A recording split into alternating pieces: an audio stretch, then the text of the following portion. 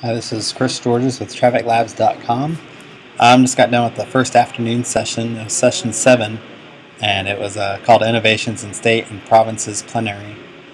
Before the session began, Hibbett Neal, he's the only candidate for Vice President of IT, spoke for a few moments about just what he thinks is important.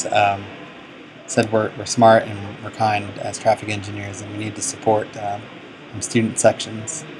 After that, there were 4 speakers who spoke on a range of topics, but mainly it focused on,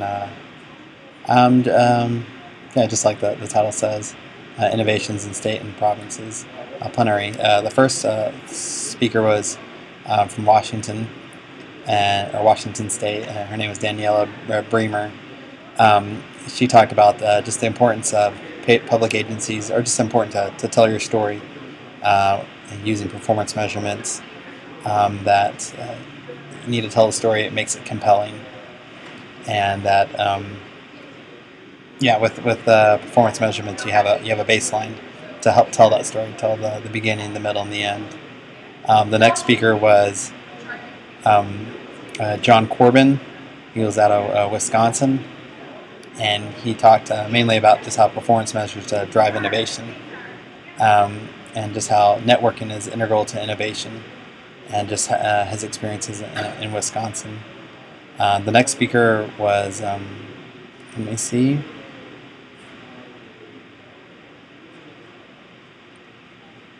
there it is, Philip Masters. Can't even read my own notes.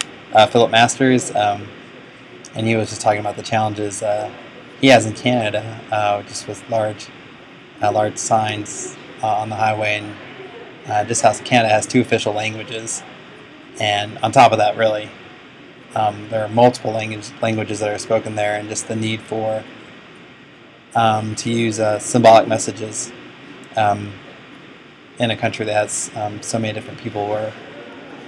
Where I think he gave the statistic of 49% of the people. The mother tongue wasn't necessarily English or French, so just the challenges it brings, and just the push for symbols and the push for technology, even though standards hadn't quite been set yet, just the necessity was there. The last speaker was Diana Gomez. She's here in LA, so she spoke briefly about Carmageddon, and just the idea of that they have here is to move more people, not necessarily to move more vehicles. That those aren't necessarily the same. She talked about some new high-tech transponders they're using, where you can actually tell. It actually relays how many people are in the vehicle, either 1, 2, or 3. And she said, she ended with, the key to success is not the equipment, but how it's used. So, again, this is Chris Georges with trafficlabz.com.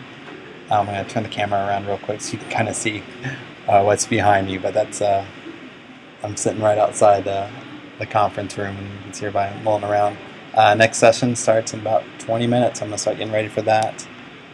So thanks for keeping up.